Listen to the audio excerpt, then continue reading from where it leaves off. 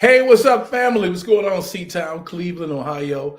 Welcome, welcome, welcome, man. Let's talk about public safety, a conversation with Safety Director, Chief of Police, and recruiters to find out what it takes to protect this great city that we all love and how policing is changing right here in Cleveland. And we want you guys to interact, to put your questions inside our chat, and we're going to have a great conversation. And joining me today, we have Carrie D. Howard, Safety Director, Department of Public Safety. Welcome. How are you? Doing all right, Sam. Thanks for having us. Yes, sir. Yes, sir. And our Chief Wayne Drummond. What's going on? Cleveland Police Department representing. Hey, thanks for having us. Everything's good so far. Thanks, Sam. Appreciate having us on. No doubt. And Detective Felton Collier, Public Safety Recruitment Team. How are you? How's it going, Sam? Appreciate you having us. Glad that you guys have time for us, man. And Sergeant Crystal Lewis, Public Safety Recruitment Team. Welcome, welcome, welcome again. Hey, guys. how you doing? Great, great. How you doing?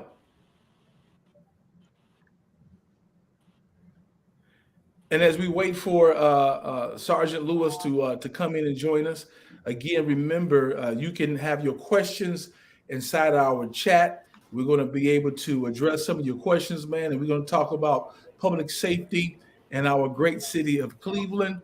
And I want to get started with talking about why are police officers important in our community. And I want to take that with our Safety Director, Carrie Howard.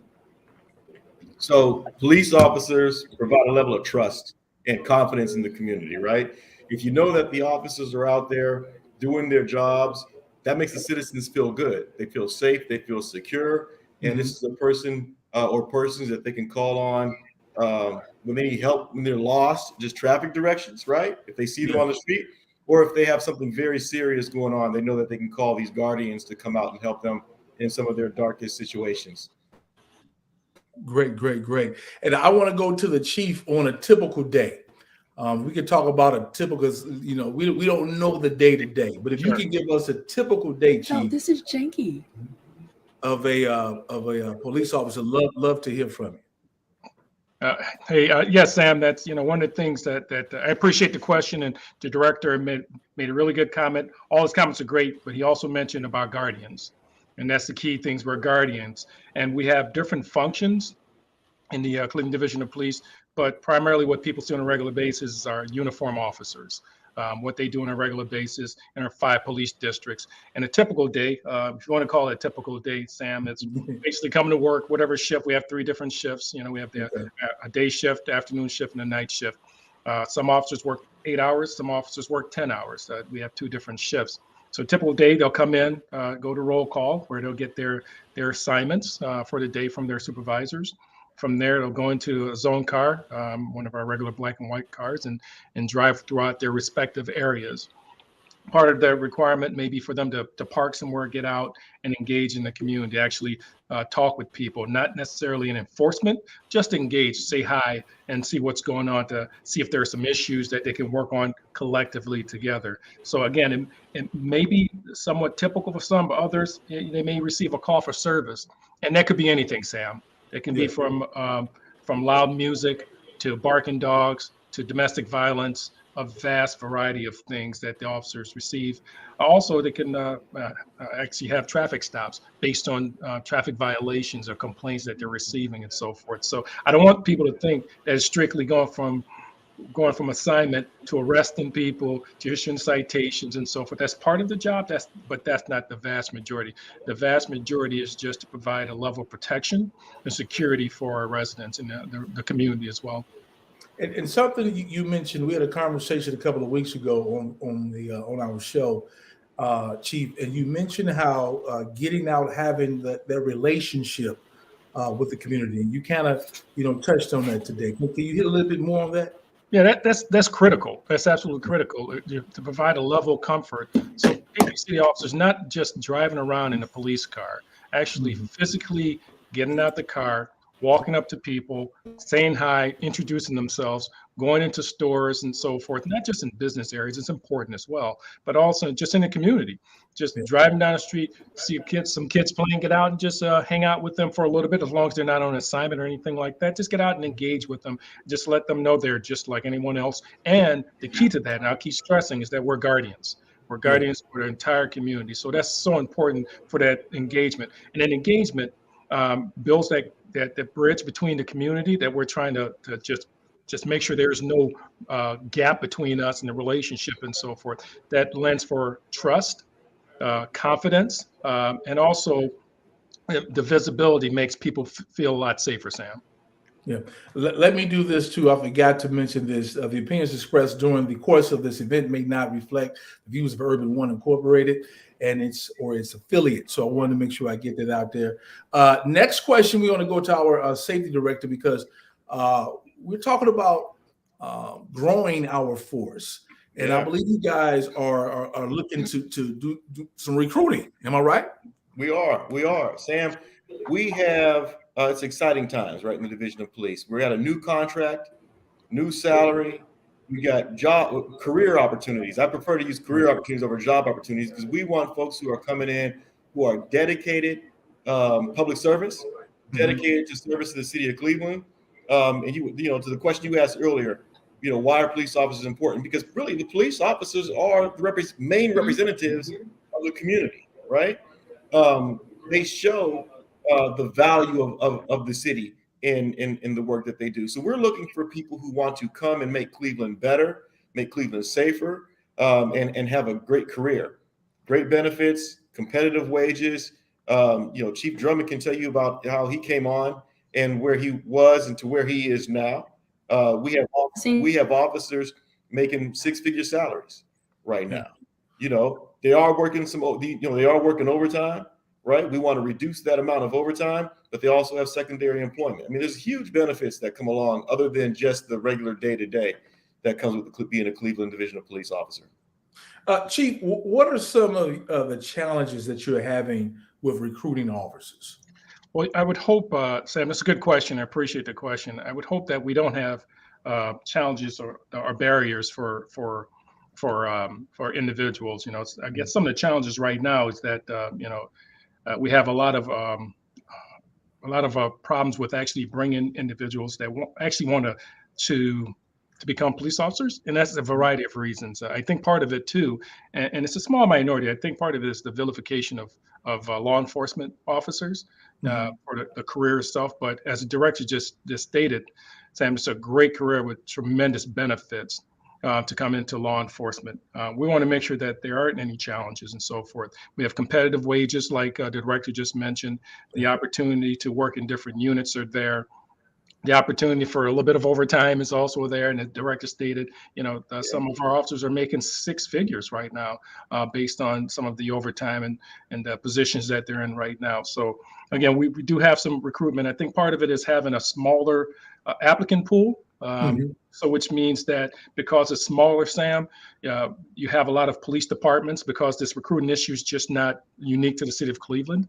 It's all over the United States. So you have a smaller pool of applicants and so many others that were vying for them. So that makes it a little more challenging. And I can tell you, like the director stated, with my career, when I came on back in 1989, I took the test in 88, I believe, 1988.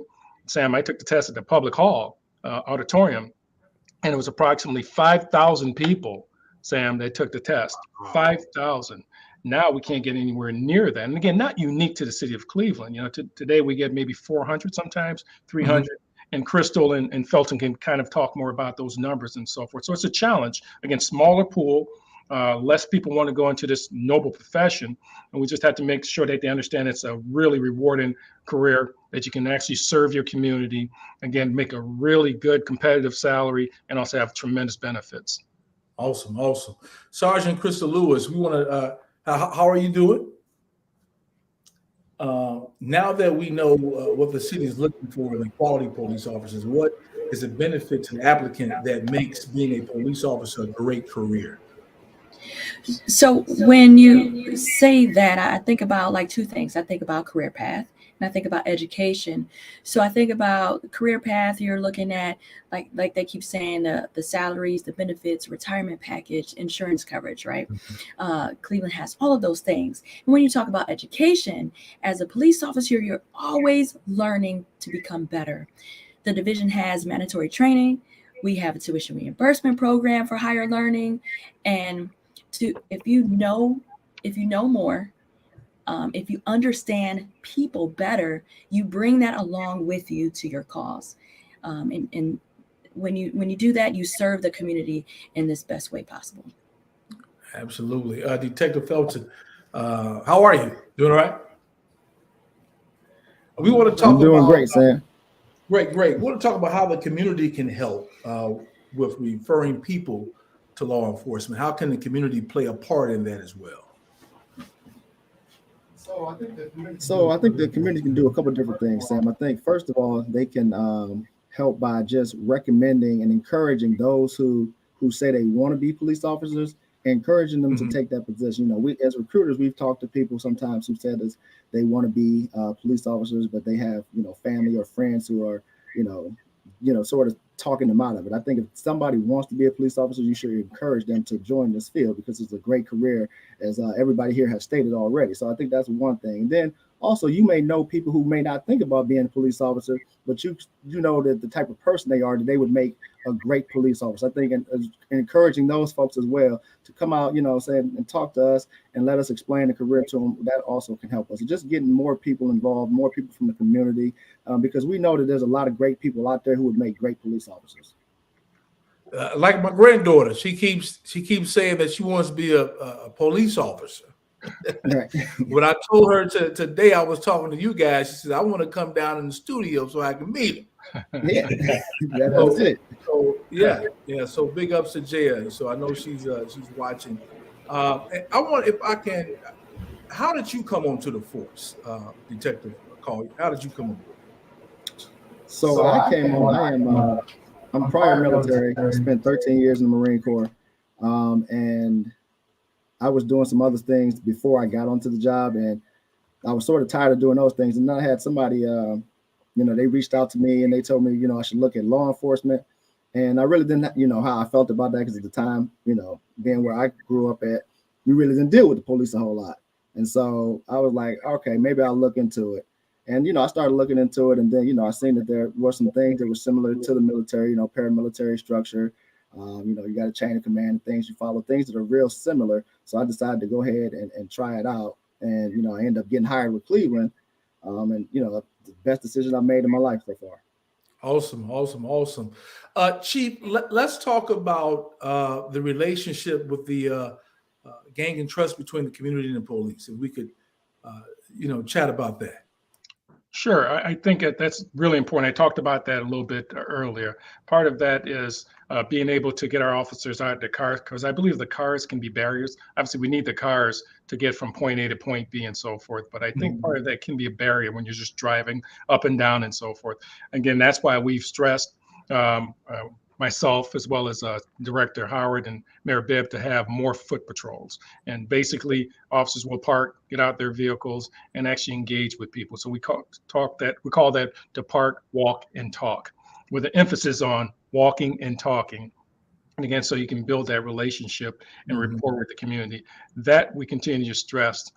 Again, that's part of that. Part of that too is what's called CPOP, which is community police-oriented policing, problem-oriented policing. I'm sorry. That means, again, when you're out and about, you're walking, you engage with someone.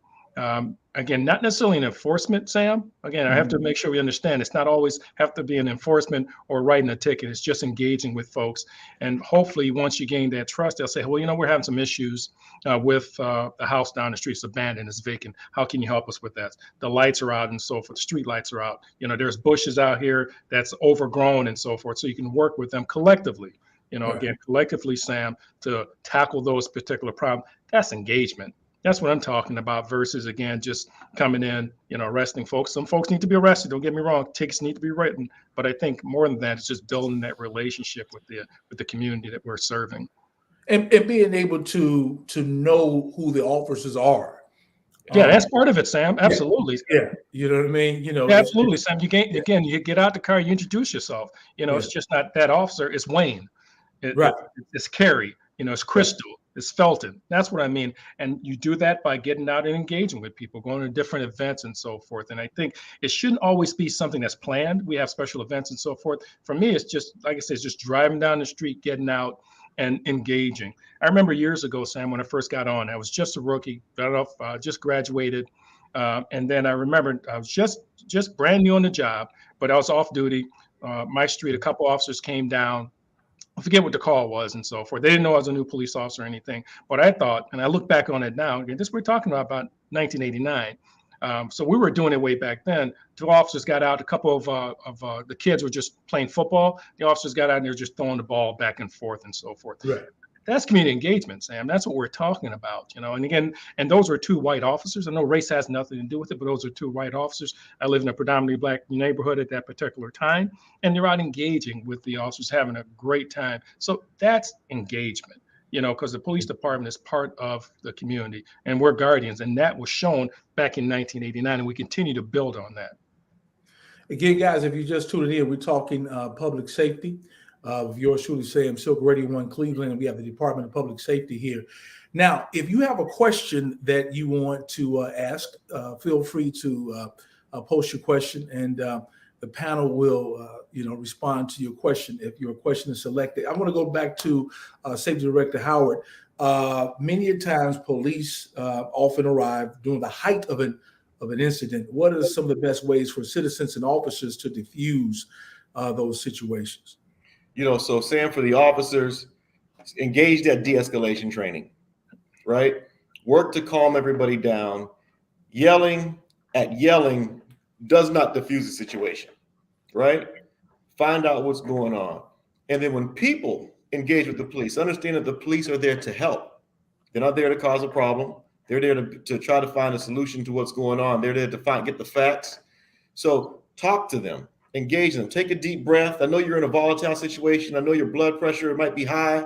Your adrenaline is rolling, but take the time to calm yourself down and say, officer, look, I'm glad you're here. I came home. Such and such was going on. So and so was over there. Can you help? Answer the officer's questions, right? And let the officer do his or her job to try to diffuse the situation and bring about a peaceful end to whatever it is that has caused their arrival. Citizens and police officers, have to understand that when they are arriving in these situations, they both are coming with their preconceived notions, right? Mm-hmm. And that's where officers have to bring about that training, exercise that training, and that's where citizens got to be understanding that these officers are coming in to help. I think that's the first thing that we need to do. Yeah. Let's talk about reward, Sergeant Lewis. Here it is, you're serving. Let's talk about the reward. Of course, you're serving your community, but what are some of those rewards?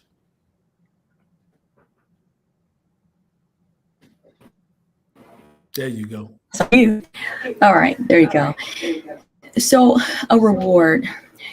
The awesome thing about being a police officer is that you're in the community every day. You're in that same community every day. So you get to interact. Those little nuggets, you never know how far it can go in somebody that you see. For an example, you go to the store and you open up a door for someone, that they were surprised. They could be surprised that you opened that door for them, or they dropped something, you picked it up for them, or any little simple thing that you do for the community. That's a reward, But I just love being there for people. I love that community engagement piece. I loved, if you see me out there, love dancing with the community, just bringing people together. Any way we can bring somebody together could be an award and a reward, and that's rewarding for me. Yeah. I go to call you on this one, Detective. Has anyone ever, probably maybe you wasn't working, you was out and about, anyone ever say, hey, I remember when, or thank you for ABC, and probably because you do so much work, you probably forgot, you know, for your job. Has one thing ever stuck out? You're like, oh my, you know. But Sam, that's actually funny you say that. Actually happens a lot, more than you can count actually. And a lot of times, like you say, you forget some of the encounters. I've had people, come up to me and tell me about a situation. And they like literally had to tell me what happened, and I still couldn't remember it. But they remember, what I did for them, and they came up to me and said they thank you, and even in situations where I may have took someone to jail, I had somebody come and tell me that they liked the way that I treated them. I treated them with respect, and they appreciated that. And so, just all the things that you do with people has some effect. I've had people come up to me when I'm not even in uniform, in civilian clothes. Somebody recognized me out of uniform and, came up to me and talked to me. So, they remember us, because that's their interaction with us as police officers. But we interact with so many people, it's hard for us to keep count of keep track of all the different people we come in contact with. Sam, if I can jump in on that as well, and I know you have different questions and so forth. Today kind of goes along this very question. My wife called me earlier. She was getting our car detailed. She took it to a shop, and the young man that was detailing the car recognized the last name, and she asked if was Wayne Drummond and was her husband. She said yes. She said, well, he said to her, he saved my life years ago, and I didn't have a clue. She texted me and then called me, and we started talking. She told me the young man's name, and of course, like Felton was saying, we run across so many people. I didn't remember the incident and so forth, but he explained it to my wife and so forth. And what he said was years ago, he was selling drugs. I was in a unit called the Strike Force many moons ago, and we came upon him. Apparently he swallowed, didn't know it. I came back, he didn't look right, and I asked him what happened. He said, I swallowed it. So we put him in a car, rushed him to the hospital, and he said ultimately we ended up saving his life. So, this is years later now, Sam. That's a reward. You asked Crystal about a reward. There's a reward. Yeah. So there it is. It's just the things that you do in your career to help people out and so forth. And I think that's and this is many moons over the things that you probably do throughout your career and how you treat people, how you talk to them. They remember that. That's part of that. We're not in it for any pats on the back or any accolades, Sam, but just the way that you talk to people, the way you treat them and so forth. Like the director said, when you come to a scene, you have to gain control, but you can do that in a very respectful manner. To de-escalate the situation, give them a voice, which is procedural justice and so forth. Let them have their voice and so forth. Meet them where they are and just show them dignity and some empathy and respect, and it goes a long way. That alone, I think, is very rewarding as well. And Sam, I just want to briefly just add to that is that the stories that aren't often told that I have seen during my time as safety director over the last 2.5 years or so is you don't hear about the officer that perform CPR on the infant and save the baby's life. You don't hear about the officers who pull people out of cars after car accidents. You don't hear about the officers who arrive on scene to a victim and start first aid until EMS and fire arrives to get them transported.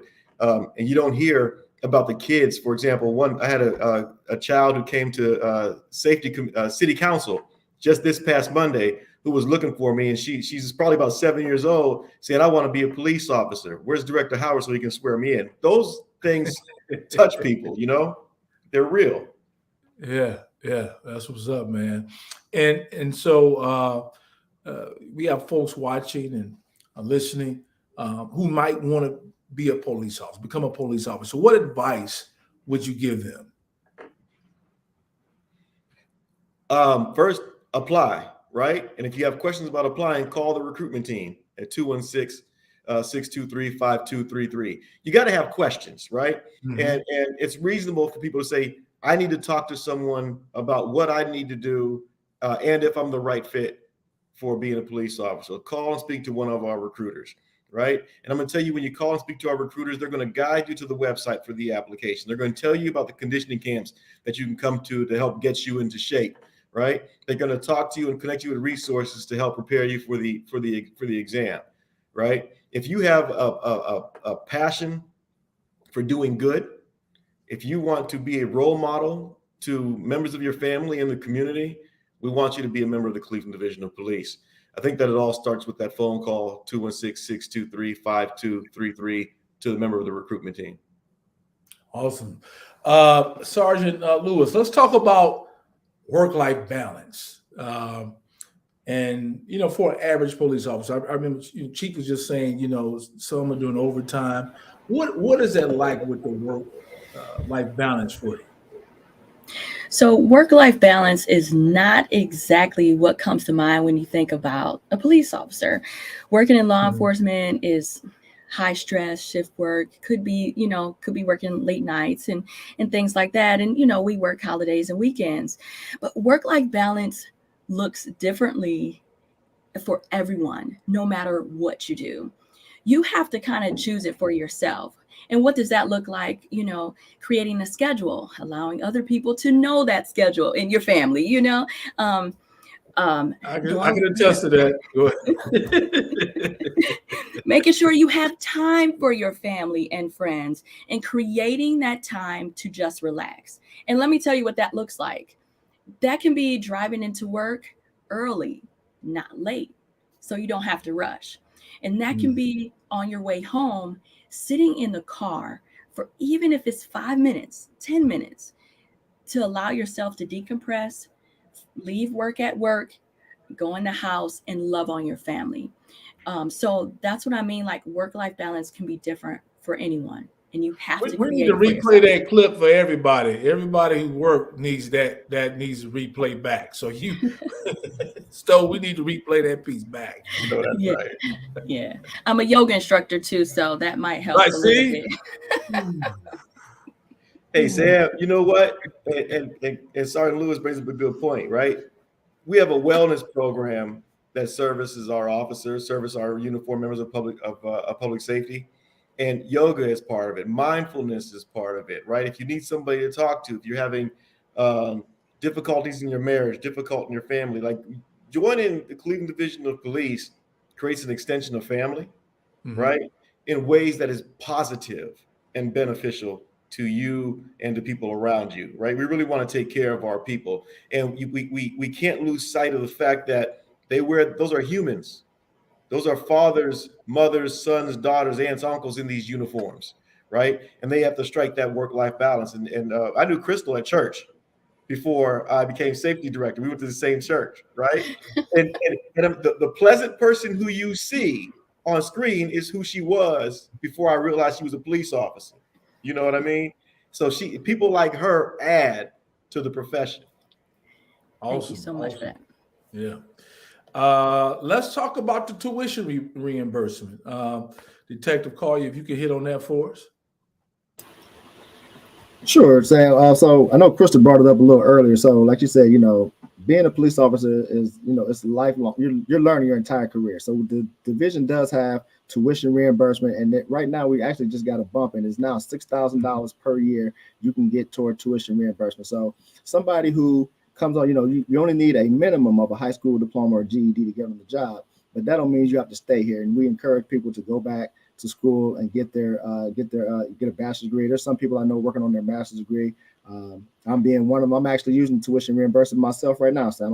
I got back to school a couple months ago, so I'm taking advantage of that as well. And so, we tell a lot of people about that opportunity because we, talk to a lot of people who said they don't know how they're going to afford to pay for college. And we're like, hey, well, if you're here as a police officer, we can help you make that transition. So that's a great benefit and a great recruiting tool as well. It is, Sam. I have to attest to it because they all come to my office because I sign off on it for them to be paid. So I see quite a bit. So our officers are doing that, the tuition reimbursement, and we encourage them to continue career enhancement and so forth. Again, it's a high school diploma or GED. They want advanced degrees, whether it's a bachelor or master's, or we have a couple people PhD. We have a couple of attorneys and so forth. Yes, we encourage them to continue their education, and we do have the tuition reimbursement program that we sign off on. So please, we encourage our officers to do that. So that's a recruiting tool as well. Hey, if you want to continue, enhance your career, you can come on to the police department. Again, great competitive benefits, a competitive salary, great benefits. In addition, you can continue your education as well, and the city will help pay for that. I want you guys to share this video and feel free to ask a question. We're talking public safety here in Cleveland. And the way we get better is having these conversations and you being able to have dialogue. And I thank my panelists for being here to have the time to share with us. Let's talk about. Let's go to Sergeant Lewis. Why is it so important to recruit diverse candidates? I want to talk about women, LGBTQ, bringing them into our law enforcement. Let's talk about diversity. All right.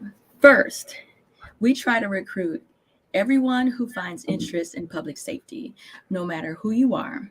If you are someone involved in your community and want to be a champion of change, and even if you're unsure of the career path in public safety that you may want to pursue, let us know.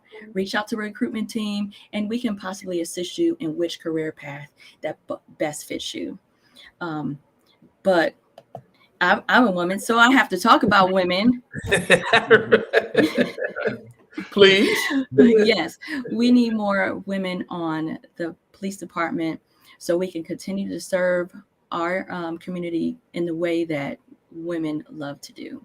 And so we're really good at de-escalation, so we're able to communicate maybe what we want a little bit more.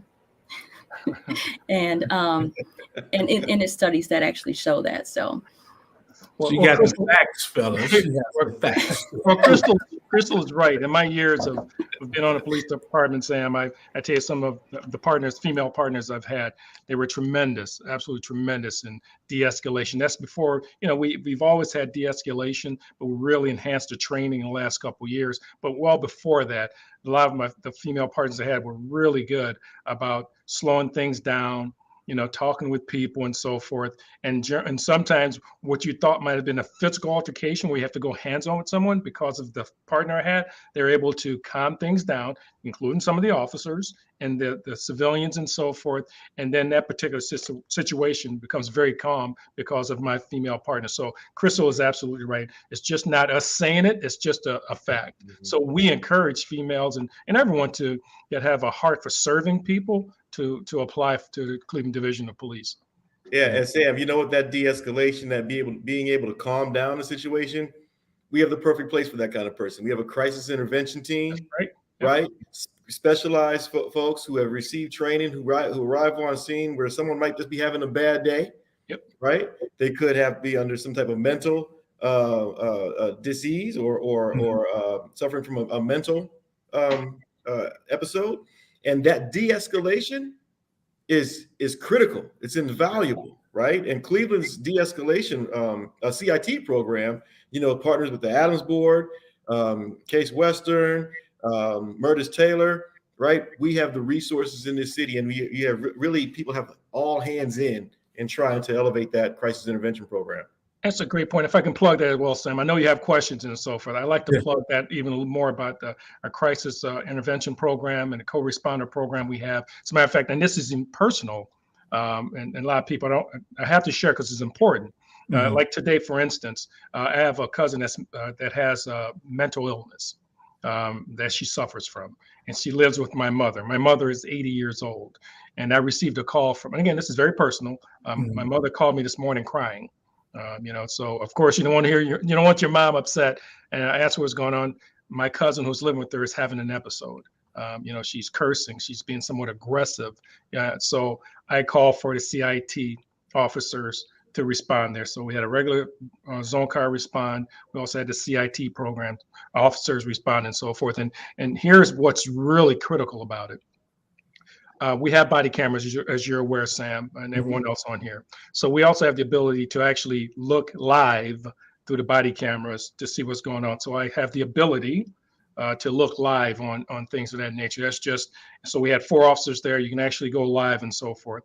And I was amazed, marveled, impressed, proud of the way that officer and those officers engaged with my mentally ill cousin. They were so patient with her. They spent as much time with her. They didn't have to get physical with her and so forth. And she was manic. I mean, aggressively manic. And the way those officers dealt with her in such compassion and empathy. And by the way, they didn't know I was watching. That's important. They weren't doing it because a boss is watching or anything, because they didn't know. but they treated her with such dignity, such empathy, such compassion. And on that, it took them a while to get her there. They were able to get her on a gurney. And by the way, Deputy Safety Director Howard, EMS helped out, which was tremendous. They came, helped out, and so forth, and they got her to a hospital where she can get treatment. So our co-responders program with our licensed counselors and our patrol officers, specialized CIT officers, it's a tremendous program that I saw firsthand in progress and how it works. A tremendous, and my hat goes off to our officers. Again, I know about it. I know it's a great program, but to see it was absolutely just very impressive. That's great. I'm so glad that you brought that up, because many times, not just here, nationwide, and you kind of alluded to this earlier, Brother Howard, when we don't see certain things, we only see the bad, or when things go to the left.